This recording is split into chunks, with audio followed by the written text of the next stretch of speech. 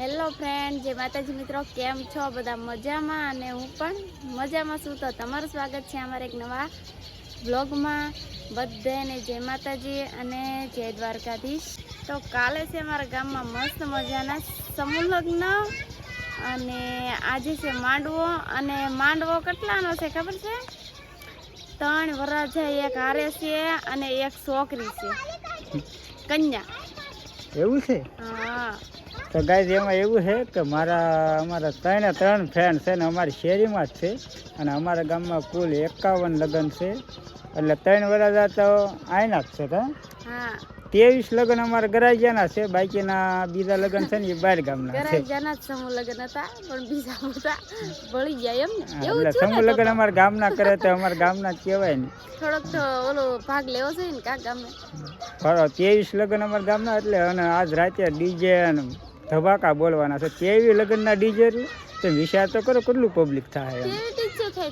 23 છે તો છોકરી વાળા કદાચ ને રાખે ન રાખે, બાકી અત્યારે તો રાખે જ છે. 23 લગ્ન અત્યારમાં 3 વરરાજાના માંડવા છે. કેમ કે અલગ અલગ કરે તો એ બધાને ઢોલ વાળા પાછા 3 જોવે. એટલે એક ઢોલમાં 3 ને. હા. અને હું તમને એક વાત કહું તો એક શેરીમાં 3 વરરાજા હતા ને. હા.